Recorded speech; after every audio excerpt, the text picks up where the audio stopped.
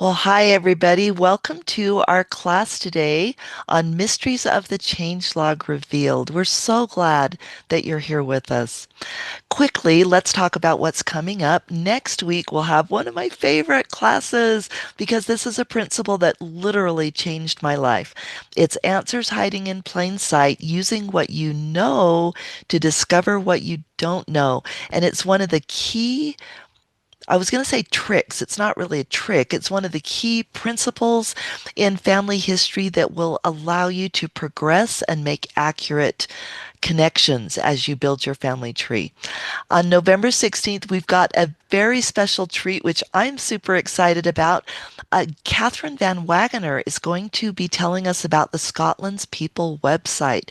If you have ancestry in Scotland, this is a key website for Scottish family history. So this is going to be fantastic for anybody who would like to know more about researching in Scotland.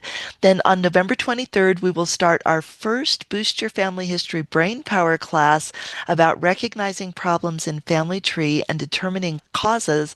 And that's actually the first of a two-part class.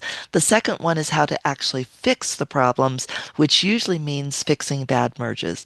And then November 30th, no class. Happy Thanksgiving for the US. It's a US holiday. I understand from Gordon, our a friend from Canada, and my cousin, that the Canadian Thanksgiving was actually earlier. I think it was last week or the week before. So this is US Thanksgiving. So we want to invite everybody to watch for your key takeaways from class today. And a key takeaway is just something that you notice, something that you learn that's going to help you or that will help you help someone else, especially if you're a consultant or you're the person that all your family comes to asking you for help with family history. And then at the end, we'll invite you to share your key takeaways with everybody else in the chat.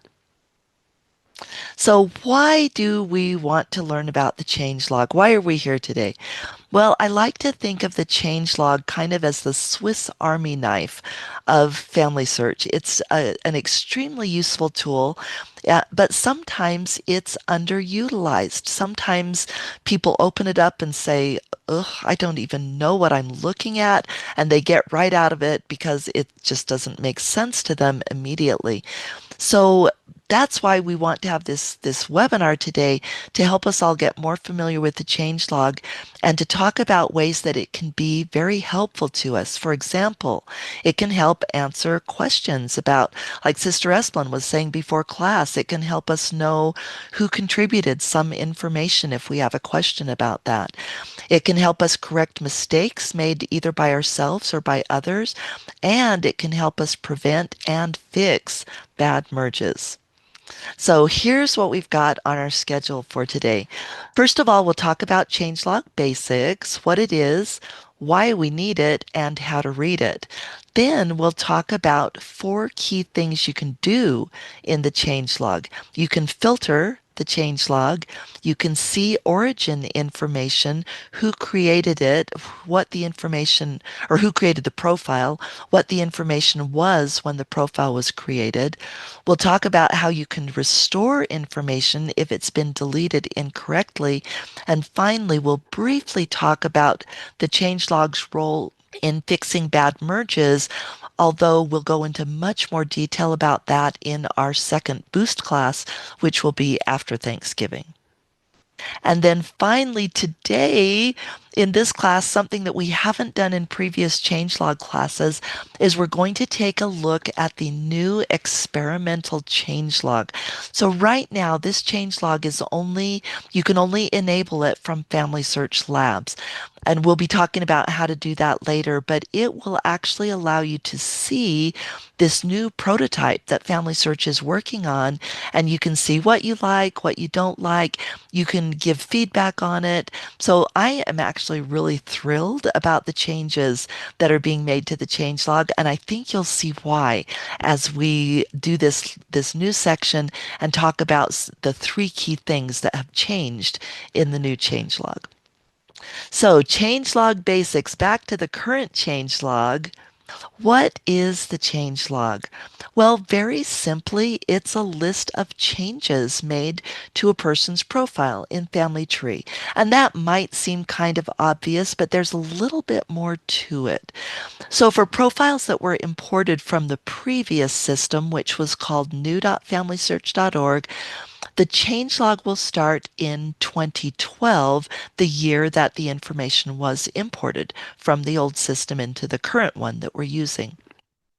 The changelog will include all changes from the date of import, but it does not include changes made in the previous system, which is a little disappointing. But I remember being in a meeting with Ron Tanner, who was the product manager of Family Search for many years, and he oversaw the transition from new Family Search to the new system. And he explained that they had looked at trying to bring over all the changes, and the two systems were so different that he said it wasn't impossible, but probably infeasible. Infeasible would be a better word, just that the time and effort it would have taken to adapt the old changes into the new system would have been prohibitive. It wouldn't have been done for such a long time. So they made the hard decision to just cut off the old changes and start the change log for these imported records from the date of being imported. On the other hand, for profiles that were created in Family Tree, the change log starts when the profile is created, and of course it includes all changes from the date of the profile's creation. And I just realized I've got an error there. The apostrophe should have been before the S. Sorry, this isn't plural possessive. It was supposed to be singular possessive. So I'll fix that for next time.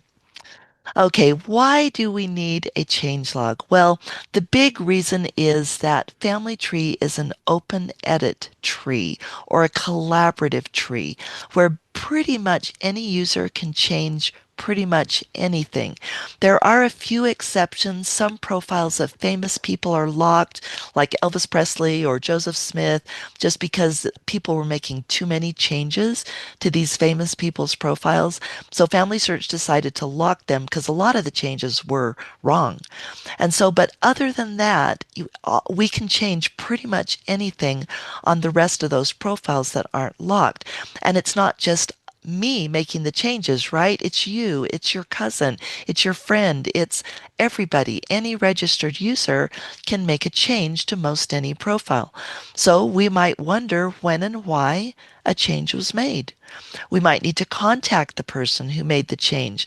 We might want more information, or we might want to discuss it with them. Maybe we have evidence that it might not quite be right. And also, a change may need to be reversed. So, what is tracked in the changelog? The creation of the profile is tracked, as well as changes to vital and other information, relationships, sources, memories, rejected hints, notes, and discussions. So you can see it's kind of everything, right? Merges, unmerges, and restores. Honestly, about the only thing that isn't tracked are ordinances. So you won't see in the changelog when an ordinance is done or when it was replaced because of a merge, but pretty much everything else is tracked in the changelog. So how do you access the changelog? Well, in the web version, and this webinar will focus just on the web version, you can still do these things on a phone, but frankly, I find the changelog a lot harder to use on the phone, and also the menu options are quite a bit different, as you would imagine. So on the web version, over on the right-hand side of the page, you've got this panel with different things.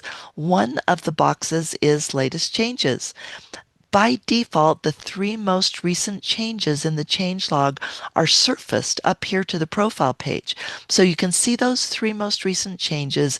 If you want to see them all, you click Show All, and you get a page like this.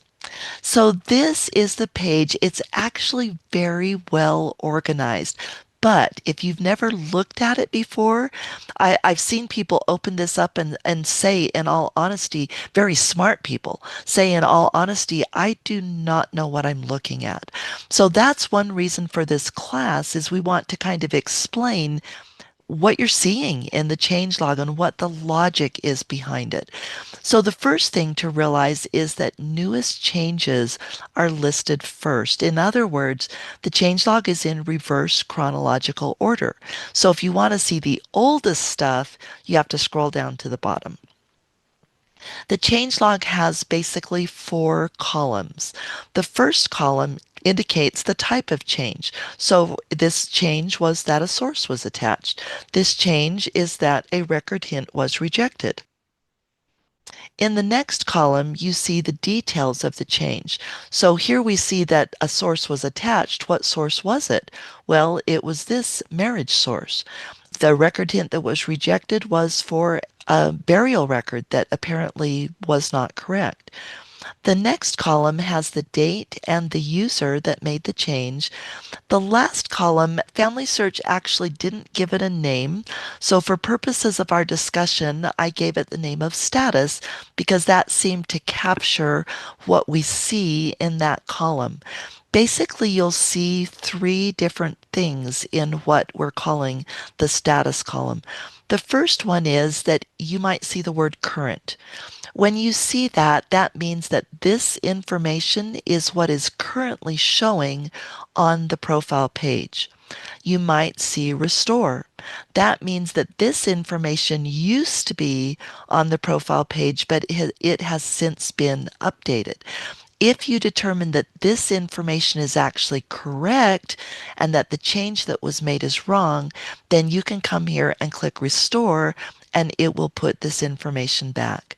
And the third thing you might see is just the word reference. And if you click it, you can see additional detail. Those of you who have been to our other classes at 2 o'clock know that I absolutely love reason statements. I'm a huge fan of them in a collaborative tree because they help other people to know what we were thinking when we made the change. And I have honestly found that it's helpful to tell me what I was thinking. Sometimes I'll go back to a profile several years later and I don't remember the logic behind my changes at that point. So more than once I've looked at my reason statements and said, thank goodness that I took the time to just capture what I was thinking at the time. So now I know, because sometimes I've questioned my own changes. I get back and go, wait a minute, was that right? And then I read my reason statement. I say, oh, okay, that's what I was thinking. That's the proof that I had that this change was correct. So this is a good time to point out that those reason statements that we might tend to blow off, they become a permanent part of the changelog. Actually, they can't be changed. Once they're in the changelog, they're just a permanent record. So that's a good reason why we should take time to write a good reason statement. And a good reason statement doesn't have to be long. It just has to be accurate. It needs to capture the key points. That's all we're going to say about that today because we have a whole class on reason statements. This is a link right here. And I know my dear cousin Gordon and my friend Robert will usually put the links to the slide deck and the activity handout and so forth in the chat. So this there they will put a link to a handout that has a link to the slide deck. You'll be able to click on that link to the slide deck and get to this link, or actually you can just search for it in YouTube. Family Tree Reason Statements Made Easy. At this point, we need to raise an important caution about the current changelog. But thankfully, you guys, this is being fixed in the new changelog. In the experimental changelog, it's already fixed. But for those of us who are using the old changelog, we need to be aware of this. When you change a name, a birth date, or a death date on the person page, that change populates backward into the earlier changelog entries so that it appears on most items made before the change. This is potentially extremely confusing. The exception is that text-only items are not affected. Now, you might hear me say those words or read them and you say, yes, I speak English. I know what those words mean, but I don't have a clue what you're talking about. Like, I don't understand how that looks in the changelog. That's how I would have felt. So let's look at how it looks in the changelog. Notice that this is the changelog for a guy with an awesome name, John James Wellington Hibbert. It kind of reminds me of that song. What was it? George Jacob the Jingermeyer Schmidt or something? I don't even know. I just remember hearing it a long time ago.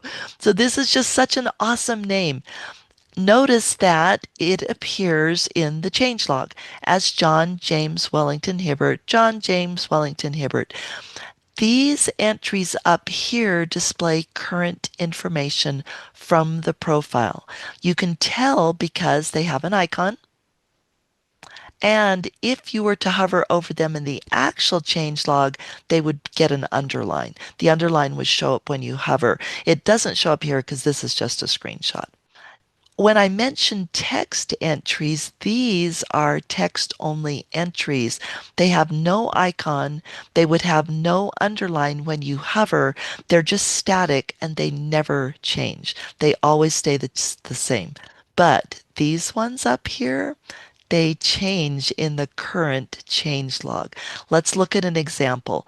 I went into beta. I did not mess with the live system because I didn't want to ruin things or confuse people even temporarily. But in the beta system, I changed Wellington to Washington, and I changed the birth year from 1885 to 1891. Just random things that I picked. Let's look at how that affected the changelog. So the name on the profile page is now Washington, not Wellington. But look at what happened to these entries that were made in 2016, even though I made the changes in 2020. He's showing up as John James Washington. His birth date is showing up as 1891, not 1885. Same thing for this other entry. So changes that were made after these entries populate backwards into these entries in the current changelog. In other words, this name and this date is not what it was at the time of this change. Notice that the text-only entries did not change. We still have Wellington here. We still have 1885 here. So those we don't have to worry about, but for the current changelog, be aware, especially if you're undoing a bad merge, these names and dates may not be what was true at the time of the change. I hope that was clear. If you have questions about it, please put them in the Q&A or the chat, and I'll try and explain it better. This is just a very quick example, actually, to lead into the next section about filtering. If you want to see the change that was made to anything, in this case, the name, you can click Filter, click Name, and then it just shows you the changes to the name. So you can see the original, it was John James Wellington, and then you can see the change that I made, which was just as a test. So that leads us into the next section. What are some key things that you can do in the changelog? Beyond simply seeing a list of changes in the changelog, here are 4 useful things that you can do. You can filter. You can see origin information for the profile. You can restore previous information, and you can fix bad merges. Let's look at each of those. So for filtering, the changelog, why would you want to filter? Because the changelog can get really, really long. This is actually about a quarter of the changelog for this guy, Francis Grant Bescovy. So his actual changelog is like 4 times as long as that. Good grief. If I want to find like birth information, it, do I have to read through like all million pages of that? Fortunately, no. If we filter, we can bring up just the information that we're interested in. So to filter, as you might suspect, you click Filter. When you click Filter, it opens up this panel on the right-hand side. The default is All Changes, which means it's not filtered, it's just showing everything. But below that, there are all kinds of options for filtering. So in this example, suppose that I just wanted to see, well, I'm getting ahead of myself. Sorry, I forgot I had this little notation. In these options down here, you can only select one at a time. I'm a little disappointed about that because, for instance, often I want to see both birth and christening changes at the same time, or death and burial because they're so closely related. But at this point in time, we can only select one filter option at a time. So suppose that I just wanted to see birth information out of this very long change log. Then I would click birth over in the filter and it would just show me birth entries, birth changes. Isn't that so much better than wading through these like very long change log entries? So filtering can be extremely helpful. The other time that I use filtering a lot is when I only want to see merges. So it's not showing on this screenshot, but down below, there's an option for merge. And that is so helpful to just find, especially if you know or suspect that the person has a lot of bad merges, you just click merge and suddenly there they all are, just listed without all the other noise in between. To remove a filter, there are two options. One is that you can click All Changes again, and that removes whatever filter you've chosen below. Or whenever you click a filter, the filter name is displayed at the top of the filtered results. To get out of this filter, you just click it, and it goes back to the complete list of all changes. You can close the filter panel. And I used to think, like when I first started using, I thought that would clear the filter. So for instance, if I had chosen birth and then I clicked the X to close the filter, I thought that it would erase the birth filter, but it doesn't. All it does is close the panel. So the X closes the panel, or clicking the filter button again also closes the panel. But if you have selected a filter option, that filter option will still be active. So just closing the filter does not clear the filter. So be aware of that just in case you close it, you go, wait a minute, I'm not seeing what I expected to see. So if you need to get back in the filter, just get back in and click all changes and you would see the whole list. The next useful thing is that you can see origin information for a profile. The original contributor is always listed near the bottom of the changelog, and you'll see the original vital information, which is very useful in determining the person's original intended identity. We'll be talking about that more in our Boost Your Family History Brainpower class in a few weeks about repairing bad merges. But just to explain briefly here, the reason this is important is that in a shared tree, the identity of a profile can actually be changed through a bad merge, through wrong relationships, through wrong sources. In other words, the profile can start to look like it's for a different person than it was originally for.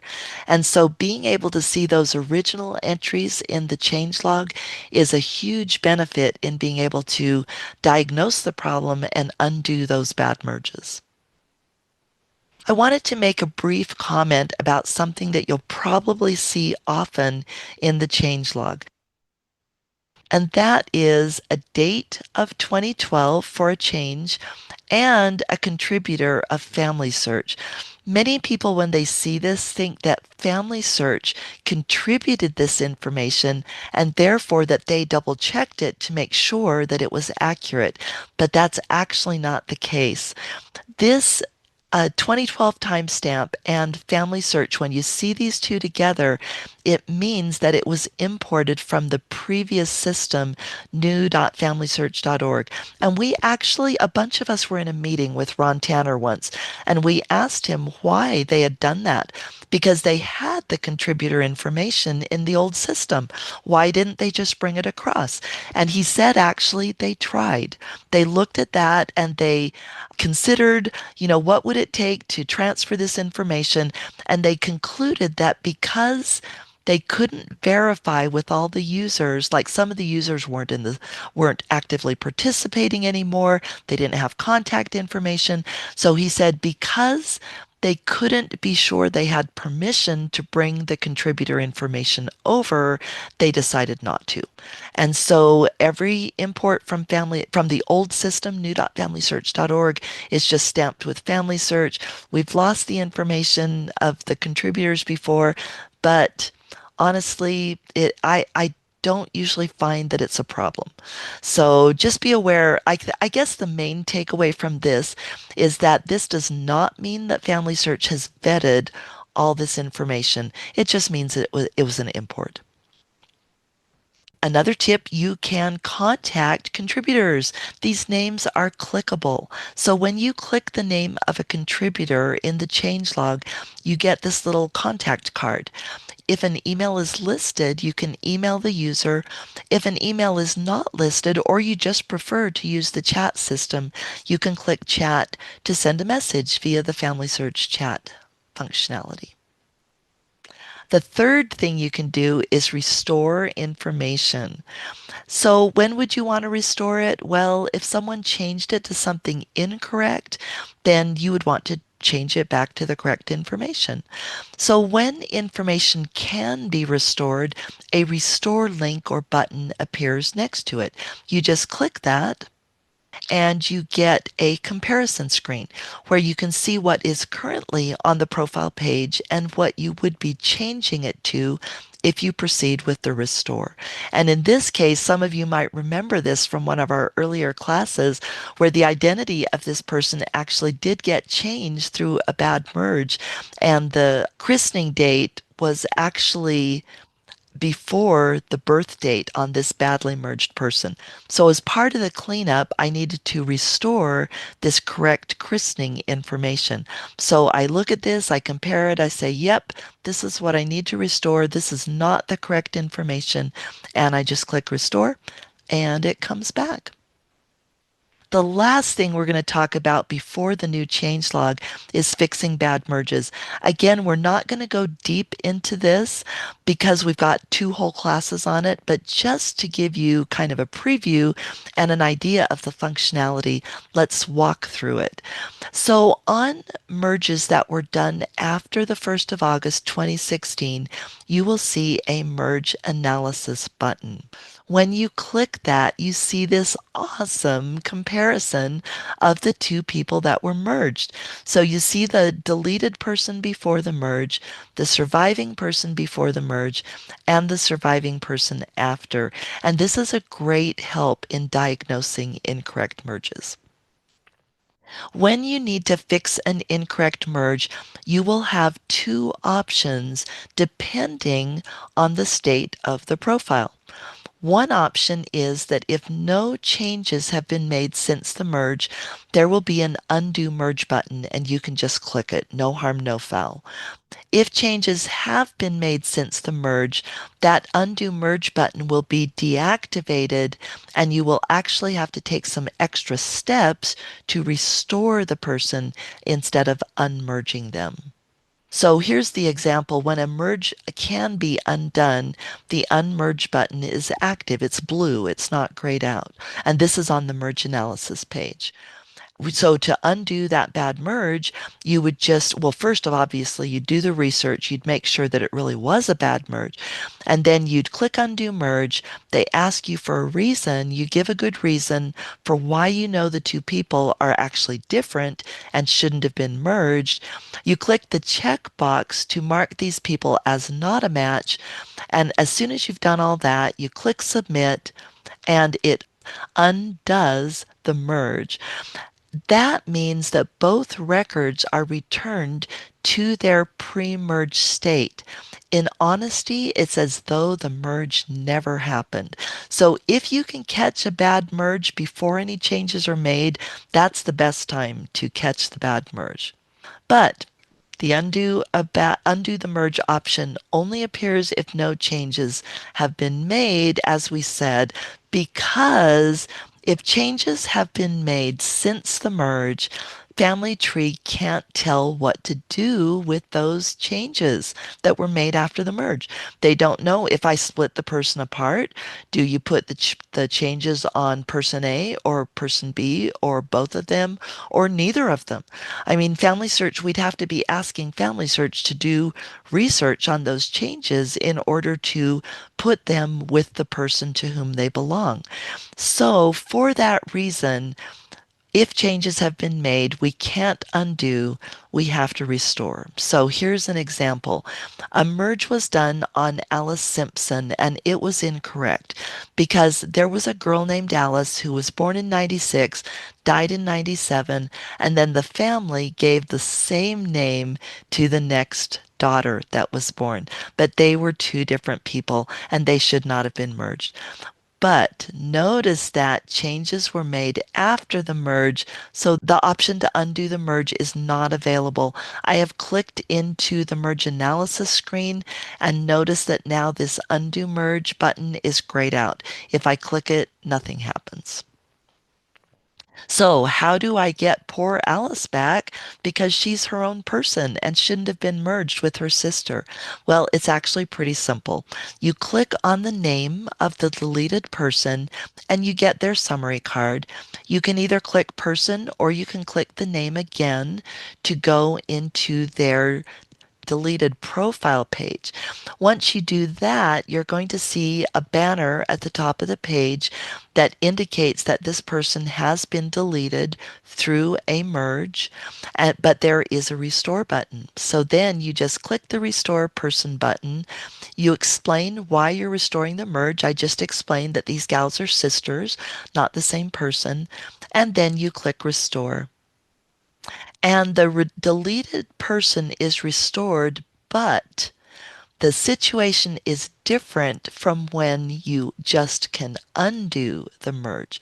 So the restored person is returned to its pre-merge state, but the surviving record is not. All those post-merge changes stay on the surviving person, and if they're wrong, they have to be cleaned up manually. So this is why cleanup usually is necessary on a bad merge.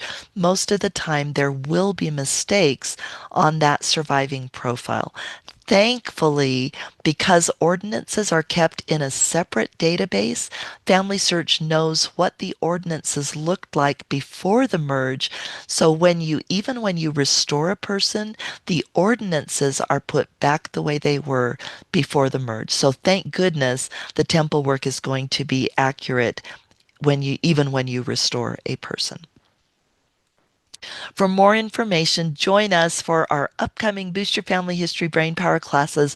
One is the class right before Thanksgiving, and the other one will be after Thanksgiving. Here is a quick bonus tip before we get into the new changelog, and that is that you can access the changelog from any edit screen on the profile page. Who knew, right? I didn't know this for years, but it's very simple and very helpful. So notice that when you click the edit icon next to any item, you get an edit screen. At the bottom of this edit screen, there is a button that says See All Changes. That's actually a little misleading because it's not all changes that were made to this profile. It's all changes pertaining just to the birth or just to whatever edit screen you're on. So in this case, we are on birth. I'm going to click See All Changes and it opens the changelog and gives me a list of just changes related to birth. So really, it's a shortcut. It's just as if I had gone down to that button on the right-hand side for the changelog, clicked it, clicked filter, blah, blah, blah, did all the stuff to filter it. This was a much faster way of just filtering to birth, and it was so convenient because it was right there in the edit screen for birth. Okay, let's look at the exciting new changelog. So we're going to compare the current situation in the changelog to the new situation in the experimental changelog. So in the current changelog, the labels are fine, they're okay. Sometimes they lack clarity. In the new changelog, they have paid a lot of attention to making these labels more specific and more accurate. So notice up here, we just had merge. Well, who got merged? This person got merged. One reason that's important, you might be saying, well, duh, of course it's a person that got merged. But relatives of this person who get merged also show up in the changelog. So this change is very helpful, as we'll see in a minute, because it tells you whether it was the person whose profile you're on who this merge is about, or is it about one of this person's relatives, one of their immediate family members who got merged? Notice that marriage added is clearer than event added. And also view merge is actually more accurate than just merge analysis, because merge analysis, yes, it allows you to do a merge analysis, but as we saw, it also allows you to undo the merge. So clicking view merge is more inclusive because once you get in, you can analyze the merge, you can look at the sources, you can undo the merge, etc., or restore if you need to. So this actually is a more accurate label. So that's the first thing, is that the wording on the labels is clearer. The next thing is, this is what I was talking about when we look at merges of family members. In the current changelog, on this example, so this is the changelog for the woman named Emily Gertrude Borley. She had a daughter named Gladys. Gladys got merged as well. Well, Gladys's merge shows up in Emily's changelog, but it shows up as relationship deleted. How confusing is that? Like, everybody I talk to, when they see this in the changelog, they're confused by it. And sometimes they think a mistake has been made. They're like, wait a minute, why did the relationship get deleted? That's her daughter. That should not have been deleted. Well, it was this relationship was deleted as part of a merge, but the survivor still has the parent-child relationship. So yes, this relationship got deleted on the person who got deleted, but it didn't get deleted on the survivor. It's just confusing. So in the new changelog, it says very clearly this person's child was merged. You don't see anything about deleted or anything else to confuse you. Well, you do see this deleted person, but notice how the new one, is so much easier to understand and to make sense of than the current situation.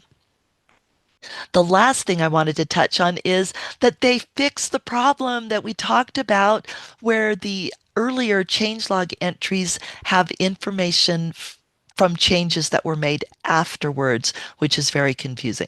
Names and dates are from the vitals section of the profile. They aren't necessarily what was the case at the time of this change. In the new changelog, they are what was the case at the time of the change. So, just as an example, you might be looking at this and going, hey, wait a minute. Emily Gertrude Borley, how the heck did Emily Hayes get changed to Emily Gertrude Borley? Well, just this was something I found just a few days ago. The name Hayes actually turned out to be incorrect because somebody found the wrong marriage for Harry Johnson. Go figure, right? With a common name like Harry Johnson. They found the wrong one that had a wife named Emily, but it didn't turn out to be his right wife because later I found a military record that had the actual maiden name of the wife and the exact marriage date. So I was able to do some reverse engineering and figure out that this name, while she was intended to be the wife of this person, she actually wasn't because she was taken from a wrong marriage record anyway. That's probably TMI, you guys. Sorry. But the point I wanted to make is that Hayes was not the correct name. It came from a wrong marriage source. And so that's why these names are different. But this name, which was actually the name at the time of this change, is now showing up in the change log. It's a lot less confusing. And I probably totally confused things with that explanation of the change. I apologize for that. I hope it still makes sense, though, that now we don't. Oh, and I wanted to point out the date. So now the name and the date that you see for any change entry is going to be accurate as of the time of that change, the date of that change. So if you're interested in trying the new changelog, go to familysearch.org/labs, look for the improved person changelog and click try it. So that brings us to the end of our class today. So we talked about changelog basics, what the changelog is, why we need it, how to read it. We talked about these 4 key things that you can do in the changelog, and we also talked about the new changelog in Family Search Labs. So, everybody, thank you for coming. And if you're interested, there's an activity handout included on the intermediate class materials page. Now we're ready to have people share your key takeaways. Thank you. And I am just looking at the chat now. Hey, Catherine, there are a couple of Yeah. questions, Oh, yes, let's address and those. we start with: Are there plans to allow us to pick more than one item to filter the changelog with? I have not heard of any plans to do that. So I would recommend that those of us who want that should go to the new changelog group in the Family Search community and make that suggestion if it hasn't already been made. Thanks for asking that. Seems like the changes they've made in the new changelog might remove some of the need for that. But anyway, Yeah, there was that could be. there was also the question: when you merge two people, which changelog remains, or do the changelogs also merge? And Gordon answered that. And he said the merged log reflects the history of both profiles, but with some important nuances. Did he mention the nuances? If the deleted person had unique information, such as memories or sources, those are copied into the surviving record and reflected in the change log. Cool. Gordon, thanks for answering that question. And then just a comment: if a contributor is under 18 years old, you cannot contact them. Oh, Alan, I didn't realize that. Thank you. That's That's good good. to A know. privacy. Does the unmerge appear in the change log? It doesn't anymore. That's a good question, Lois. It used to be right there at the surface of the changelog. Let me just pop back to the earlier screenshot so I can be more clear about what I'm talking about. So, Lois, it used to show up right here. It would say undo merge if you could, and if you couldn't, there was just nothing. Now, a merge analysis button shows up, and in the new changelog, it just says merge, and you have to click that to get to the point where you see the undo merge button. Lois, thanks for asking that question.